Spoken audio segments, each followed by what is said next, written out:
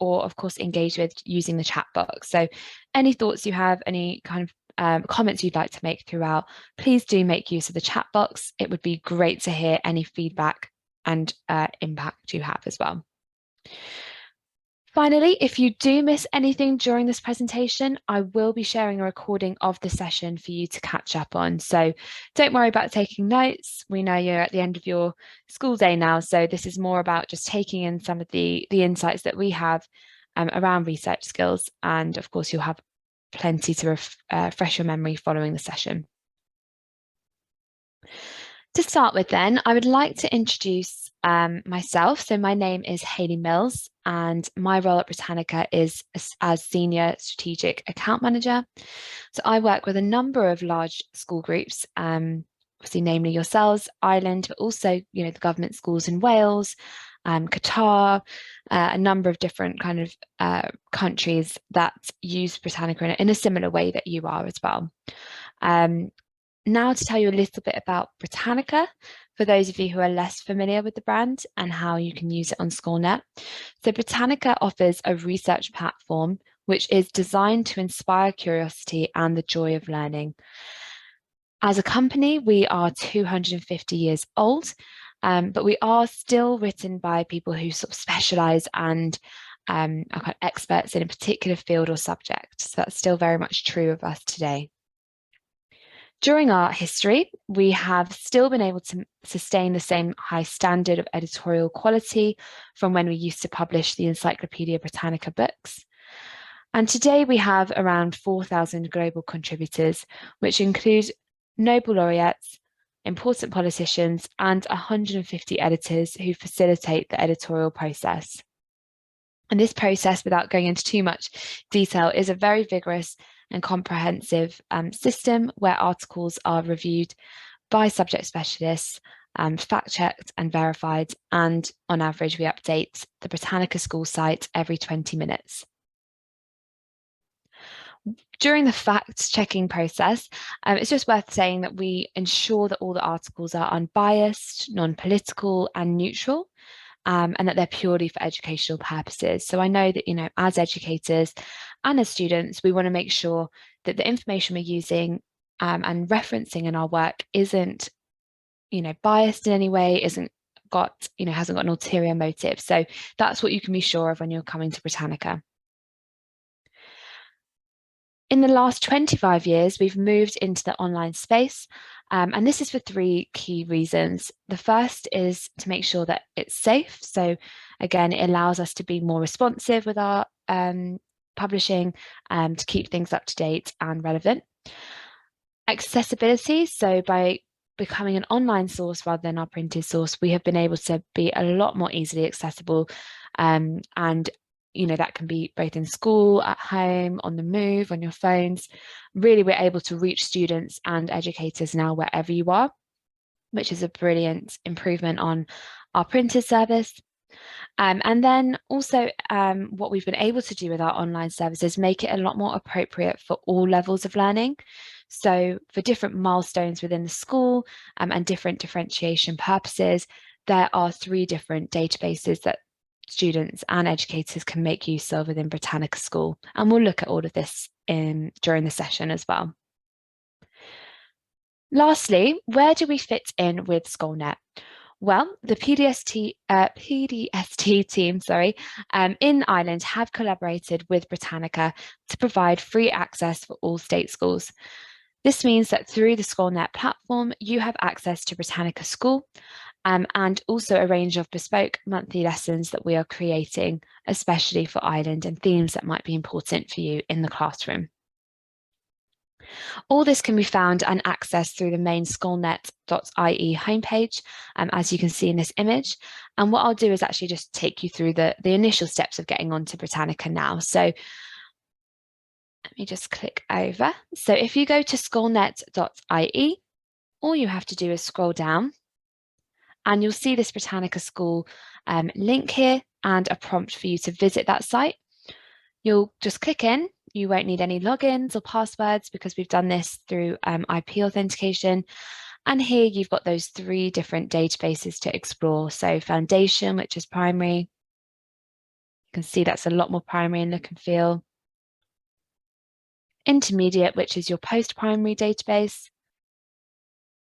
And lastly, advanced, which is a space for educators and those older students doing kind of leaving cert and getting prepared for university as well. So as you can see, very straightforward to access on Scoilnet, and again, the benefit of not having to remember any other passwords, particularly this time of year when you're, I'm sure, being introduced to different technologies and programs within school. In terms of the objectives for this session, overall, the purpose is just to demonstrate a recommended research project structure that Britannica has really kind of put into action, and we feel that it's a really good approach to research. And also to advise on how you can get the most out of your Britannica School access across the curriculum. So we're going to be covering these 3 different points, which is identifying why it is important. Sorry, that's a bit of a typo there. Why it is important for pupils to learn how to research effectively. Recognizing the 5 stages that Britannica has outlined for research, and then understanding how it is that Britannica School supports those different stages as well. Now, as I said, I know it's the end of the day, so I'm not expecting a huge amount of interactivity here. So instead, I just want you to take a little moment before we launch into our process to think about, what do you think makes for effective research? You know, is there a particular skill that you think can really help students? Is there something, you know, any feedback or comments you have maybe, or just, you know, consider what things would make for effective research in your particular subject area or with your particular group of students. So I'll just give you a little moment to consider that, but it's just something I want you to kind of bear in mind as we go through, to think about maybe how you could cater that for your particular kind of class or form group.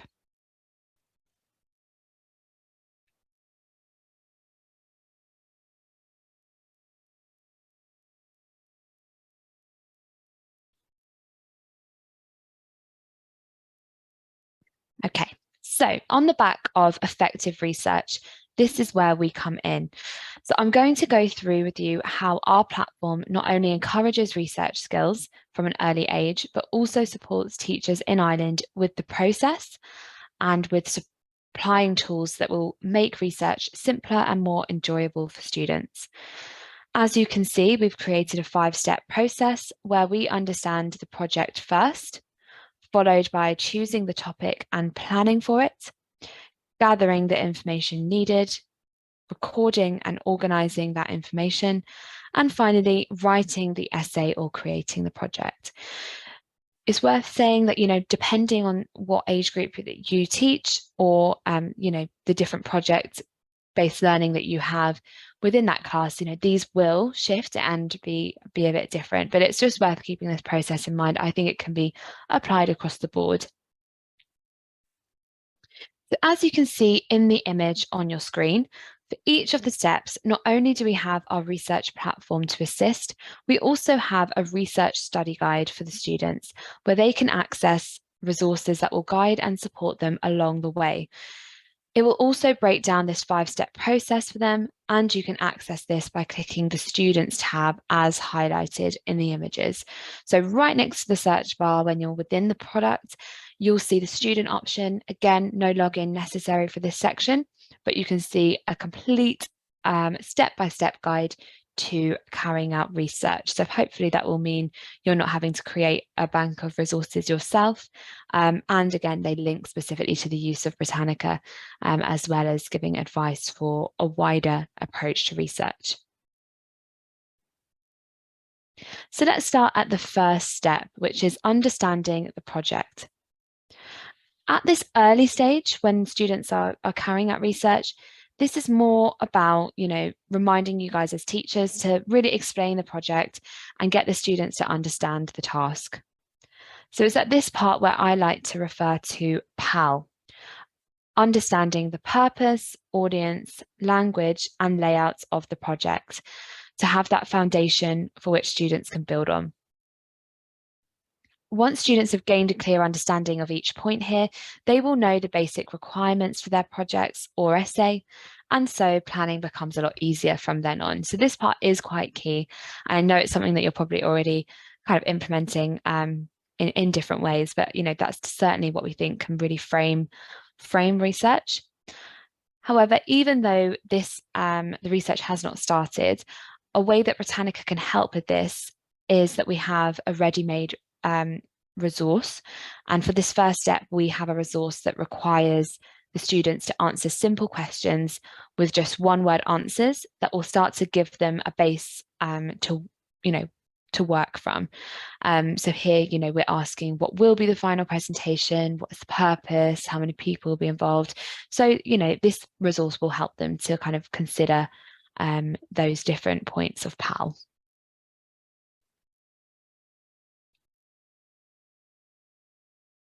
The next step can be quite tricky for some students because if they don't have specific ideas for what they want to do with their project, or if they've been given a lot of freedom to think of a topic, maybe they don't know it, have a lot of knowledge around the topic given to them, they might struggle with where to start when it comes to choosing a topic and planning.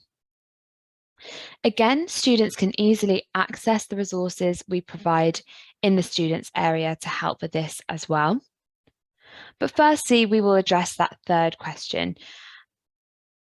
Is it within their capabilities? So we all want to challenge our young people and give them the opportunity to develop their skills as much as possible, but naturally they will all be at different abilities when it comes to this. So to cater for this, as you can see on the laptop screen in front, Britannica offers a differentiated learning zone where pupils can access 3 different levels of learning. So that's what I went into on the Scoilnet page, that kind of foundation, intermediate and advanced levels. So whether you want to challenge a pupil further on a topic or cater for anyone with general learning difficulties or those learning at a lower reading age perhaps, this means that all pupils have equal opportunity to explore independently and select a topic to suit their abilities.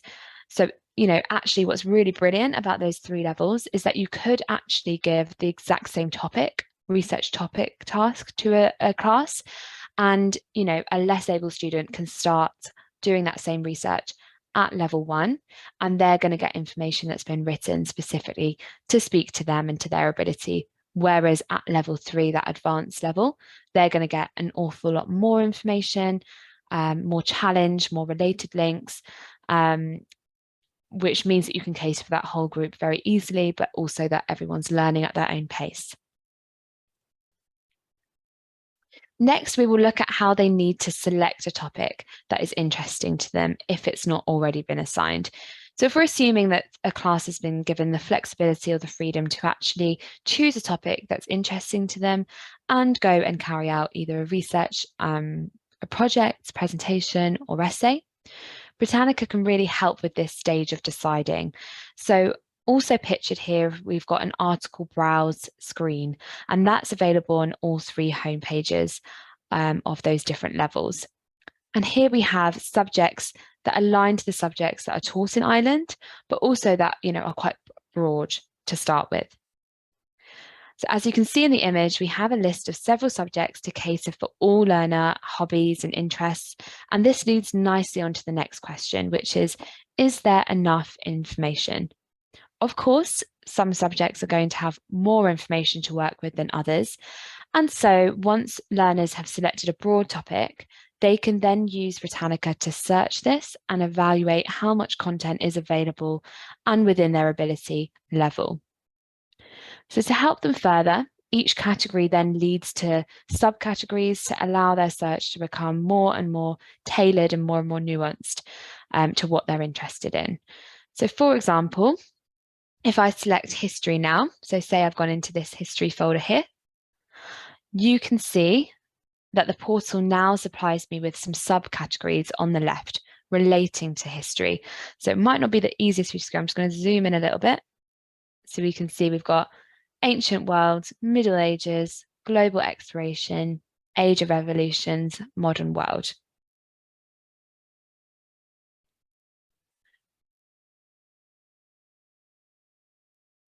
As I mentioned, not only does this help students to explore vague topics and collect more specific ideas, but it's also starting to help students to understand how information is organized and subcategorized as well.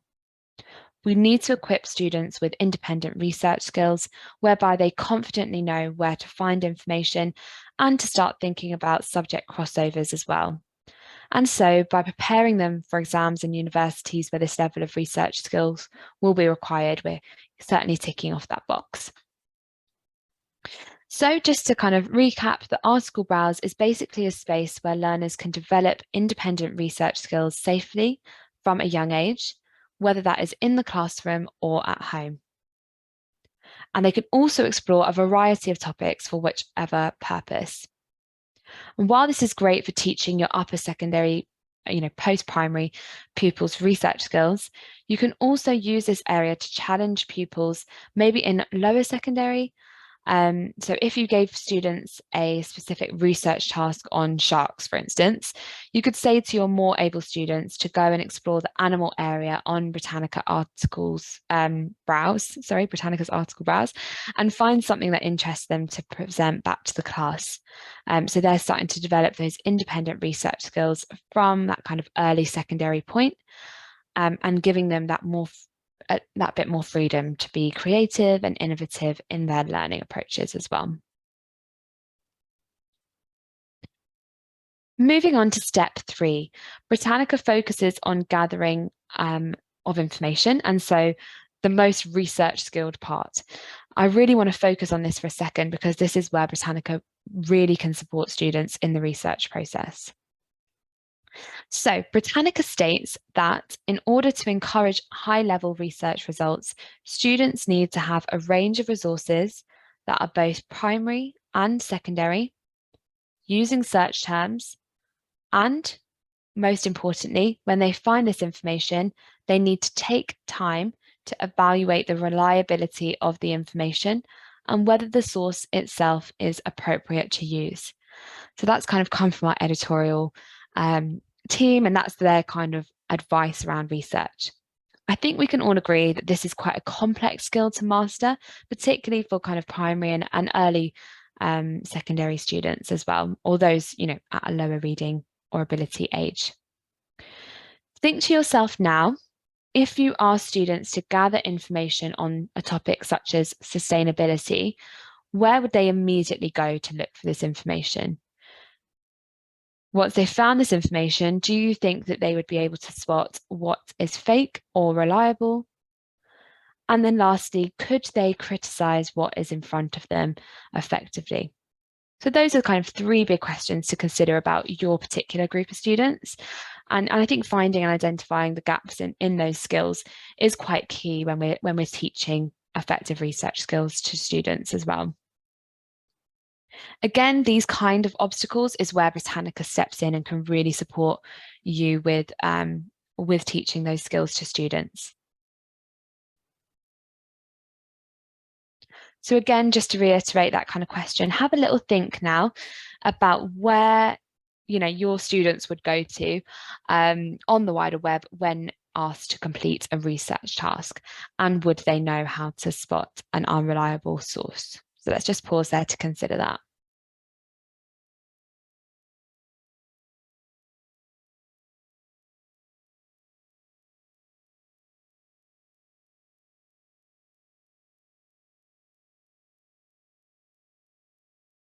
We've had an awful lot of feedback in other similar sessions that we've done around, something like Wikipedia being a go-to site or Google, and students, not always going to the resources that are published on their library page or on Scoilnet and so on.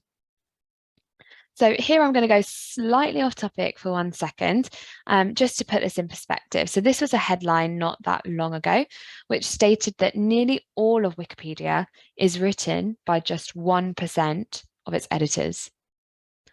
So how many students do we think, most honestly, would go to something like Wikipedia or another untrusted source? It's worrying that when they explore the internet for these educational purposes and projects, they are often seeing some highly inaccurate information. So not only is Wiki written by just 1% of its editors, who is writing them is another concern and a big question. We don't know who those other editors are.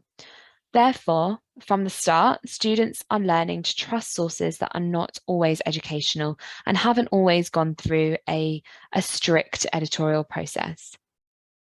As educators, we pride ourselves, of course, on being diverse, embracing cultures and beliefs, but by using some platforms like this, the editors, we're not always sure who's writing it and what their agenda is. And of course, we just need to reiterate that to students so they become a little bit more critical of the media that they are consuming as well. So just to put this into context, here is an example task that I used to stress to students the importance of fake news and knowing where that information is coming from when carrying out research. So recently I created a fake news lesson for a school here in the UK to raise awareness of what to be aware of when gathering information for research. In the lesson, the students were asked to highlight key points in an article that spoke about the riots in Johannesburg in 2019. I asked them to use social media. They also had to watch a news video from social media, that showed what was going on in the city at the time and what the riots actually looked like. Once they gathered their information, I then introduced another article by the BBC, which Britannica have an awful lot of collaboration with. This article stated how videos like the one I had just shown them had been going around the internet as riots in Johannesburg, but actually they were showing images and clips from riots in Nigeria in 2014. Safe to say, the students were quite shocked, and this was an Ofsted outstanding school. So here in the UK, that would be, your top achieving schools, rather than, some of the schools who are struggling in this area. So once they had been made aware of the BBC article, as well as the information about Wiki, they've realised how not only is it difficult to find reliable sources, but also it is something they need to be a bit more wary of and hone these critical thinking skills that they're going to need essentially for higher education, but also just in their day-to-day life. And, I think we've all encountered things online and on social media, which we have sometimes taken at face value and then later, queried. I believe that from that moment on, I was told by the teacher that they were going to kind of continue this topic around fake news and use this example to kind of highlight some of the challenges that you can face when consuming information online. So I know that you are always looking for innovative ways to teach as part of your values. And so here is a different way of approaching research and the introduction of the dangers of fake news and not being more critical, being more critical of what we read.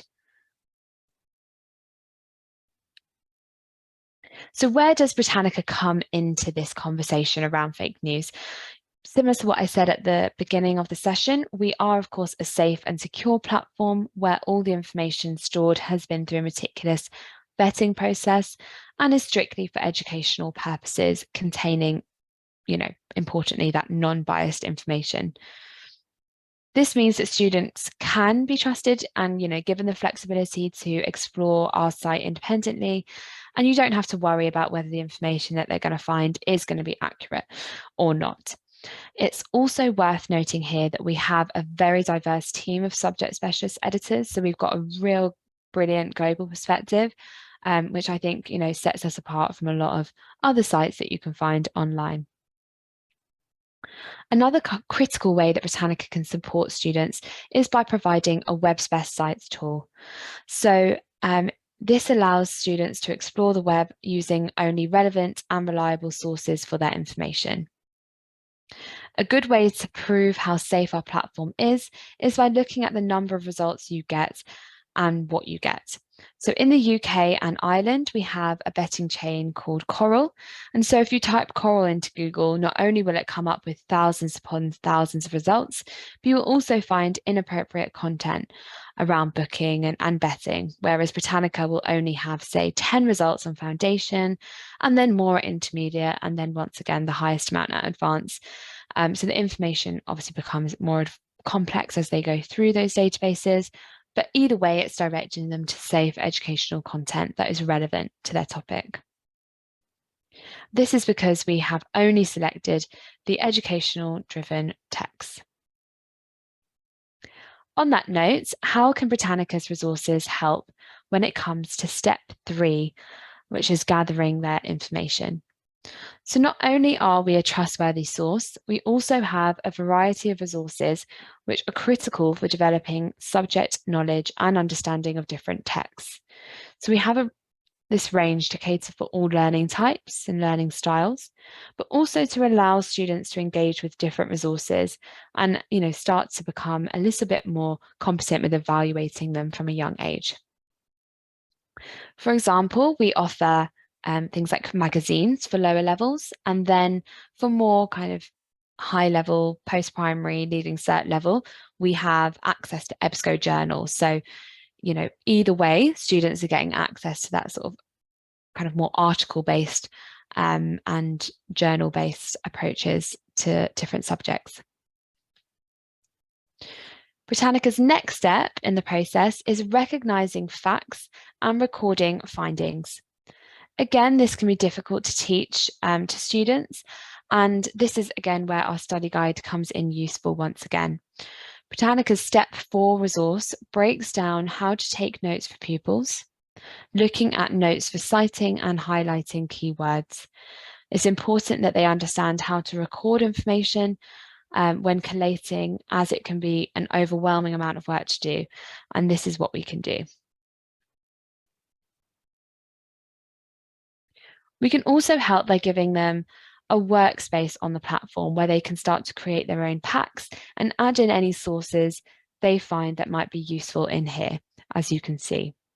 So essentially, when they log in through Scoilnet and go onto the Britannica Schools site, they have the option to access this My Content section, create their own account and start to store and save items that relate to their research project. This also gives them an opportunity to write any notes next to the source. And so once they have read Britannica's note-taking tips and had some practice on some of the tasks, they can start to make really effective notes from what they have found in Britannica. And this will be saved for them in their own personal area to come back to and reflect upon. This can also be useful for staff who may want to accommodate less able learners.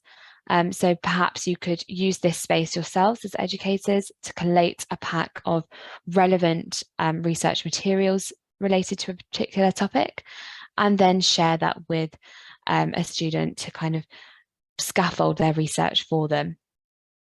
If they find anything that is not in the Britannica platform, so maybe you're encouraging the class to use some of the other tools that are on Scoilnet, or maybe go to their local library or look at newspapers, anything of that sort that relates to their project. As we have stated, we really do encourage this type of exploration at Britannica. So what they can do is just add and upload any third-party content into their packs so that they have everything in one kind of personalized, collated space. The last thing to say about this personalized space is that once they've created a project or a pack, these can be shared either with a teacher to kind of monitor the progress that they're making through their research, or perhaps, with a peer or a group if they're doing any kind of group work or group activities. Now, this brings us to step 5, which I'm sure you'll be relieved to hear. Step 5, at this stage, we step away from the research skills side, and it's more about writing and completing the actual project, which is, of course, a separate bank of skills.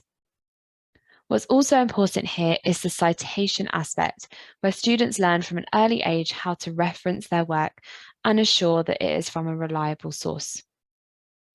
In a study carried out in 2017, it was found that 1 out of 3 secondary school students admitted to plagiarizing an assignment by copying and pasting information directly from the internet. If the importance of citations and referencing is not stressed from an early age, the more likely that is that students will think it's okay to just copy and paste from websites.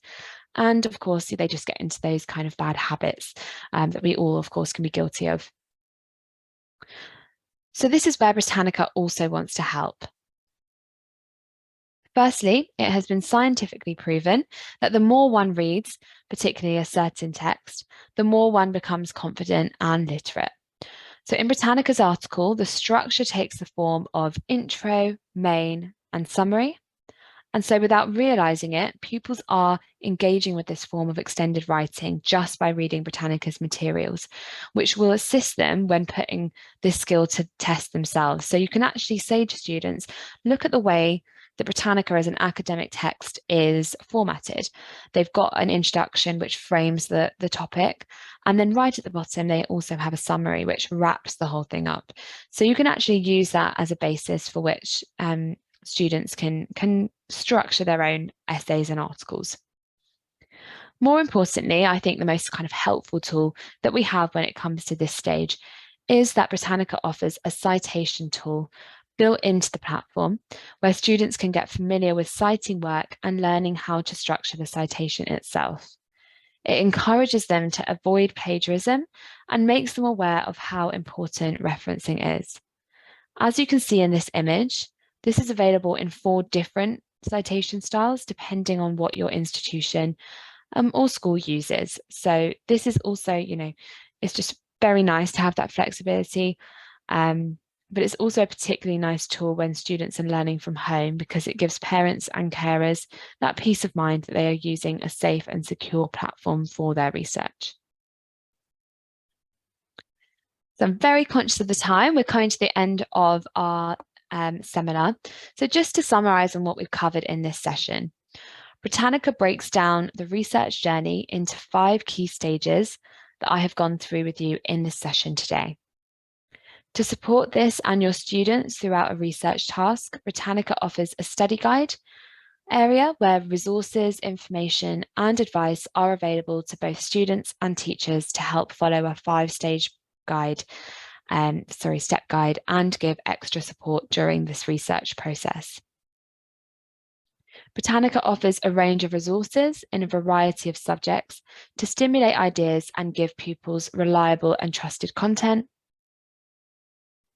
We have a resource pack area that both staff and students in Ireland can use to collate findings and make notes during research, as well as adding their own content. The platform has 3 reading levels, so work can be differentiated for each pupil's needs and ability. And lastly, we have a citation tool to not only highlight the safety of the content they're finding, but also to encourage pupils to cite from an early age. As well as this, I'll just add that Britannica prides itself on encouraging digital literacy along that kind of research process. So whilst I don't have time to show you it in this session, it's worth noting that we have the following tools: a double-click dictionary to give a full definition of any word within our text, a read aloud function, a translation option, and it will be these that we focus on in the next session, which is all about differentiation.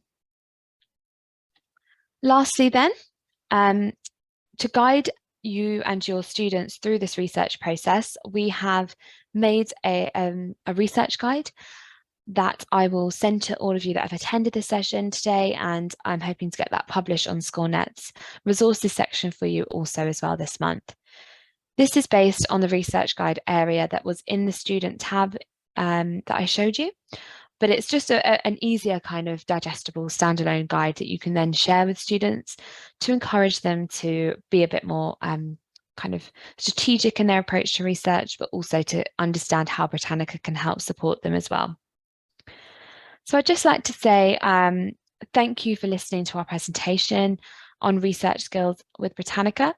We hope that you have gained an insight as to what we do when working with schools to encourage effective researching. And I hope that there's a couple of things that you can take away and apply within your own teaching as well. So I'm conscious that we've run over in time, but I am going to hang around for the next couple of minutes for any questions. But for now, I'll just pause the recording to answer any that you might have. Thank you very much for your time.